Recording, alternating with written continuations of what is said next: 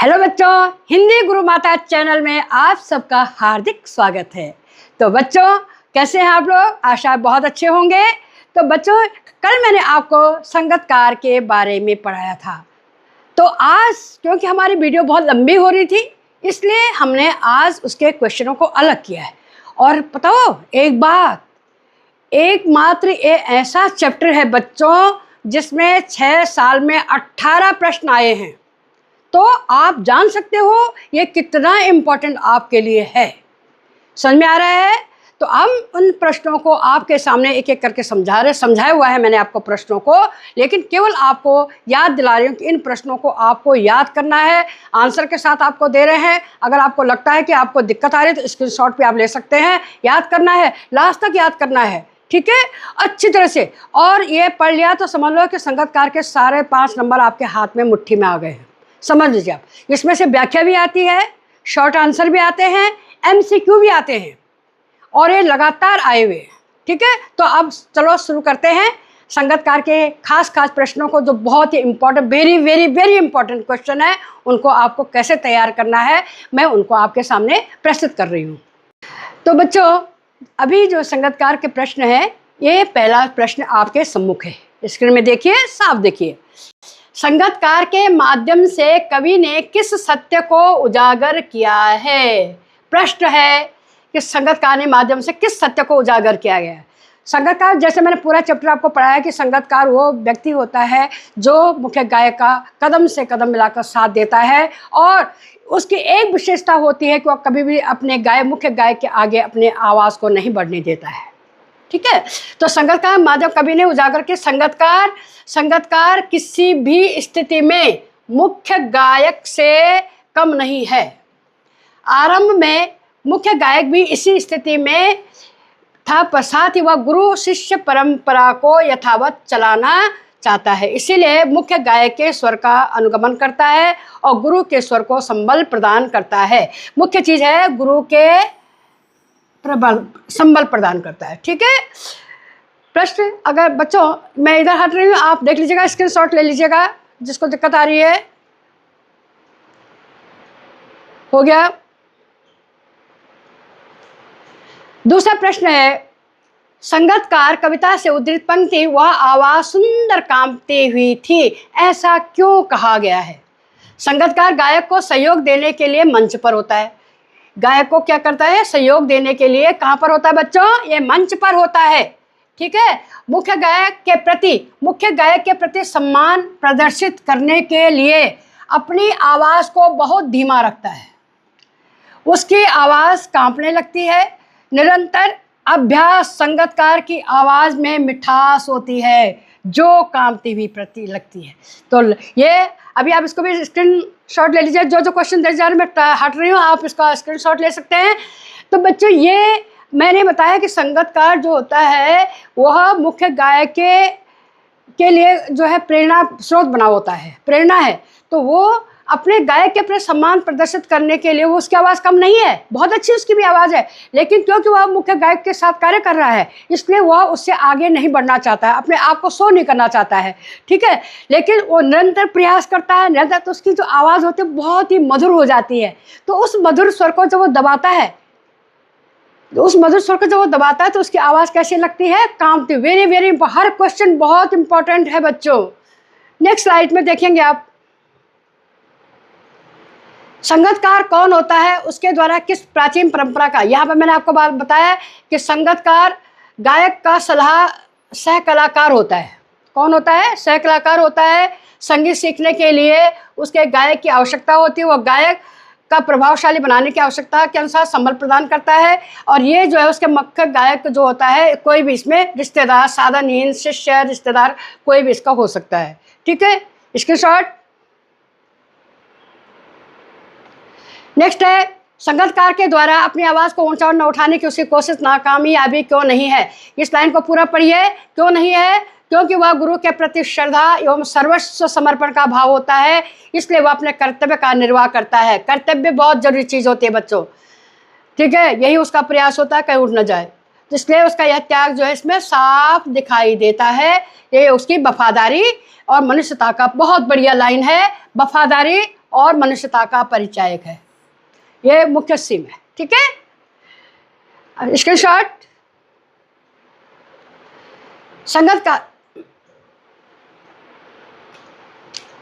संगीतकार कब और कैसे एहसास दिलाता है कि गायक अकेला नहीं है। संगीतकार का स्वर जब गूंज को गायक के स्वर में मिलाकर उसका मनोबल बढ़ाता है।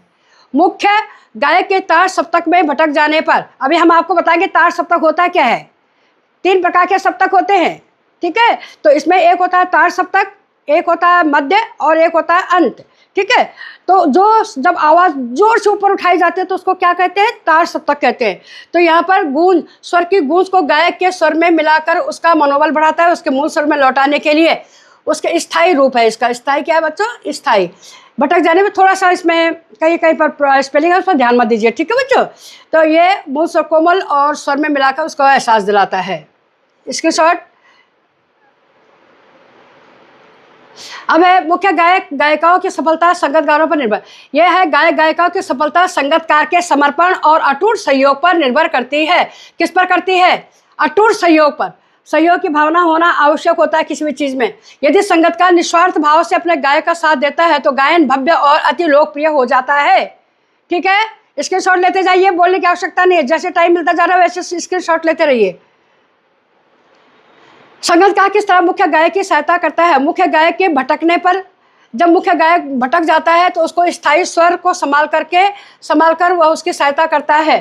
जो संगीतकार होता है वो स्थायी स्वर को हमेशा पकड़ के रखता है कि क्या पता कब जा करके मुख्य गायक भटक जाए, इसलिए उस लाइन को तुरंत वह आगे बढ़ा देता है। ये उसका बहुत बड़ा त्याग है।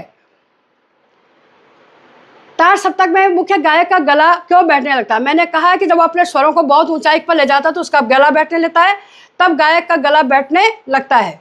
जब वो स्वर को नीचे उतारने की कोशिश करता है तो आगे बढ़ जाता है, ठीक है। मुख्य गायक और अंधेरे के जटिल तानों के जंगल में क्यों खो जाता है। गायक अपने ही गाने की लय में इतना मस्त हो जाता है कि उसे उसी लय में भटक करके खो जाता है। नेक्स्ट, मुख्य गायक कहाँ भटक जाता है। मुख्य गायक अंधेरे के जटिल तानों के जंगल में भटक जाता है। ये नहीं है कि हाँ कोई जंगल नहीं है, वो असली जंगल, तुमने कहा कि जंगल में भाग गया था, ऐसा नहीं है बच्चों। वो गाना जब गा रहा है तो संगीत के जो लहर होती है उस लहर की बात यहाँ पर की गई है, ठीक है। इसके बाद है मुख्य गायक अपने ही सरगम को किस तरह से लांघ जाता है। मुख्य गायक अपने ही सरगम को कैसे लांघ जाता है, अपनी ही धुन में मस्त होकर।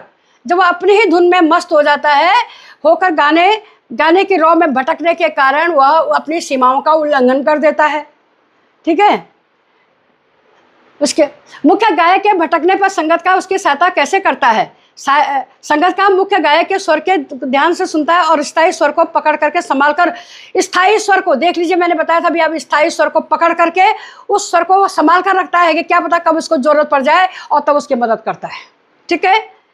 नेक्स्ट है आपका तार सप्तक। सप्तक क्या है। तार सप्तक की मध्य सप्तक, मंद्र सप्तक।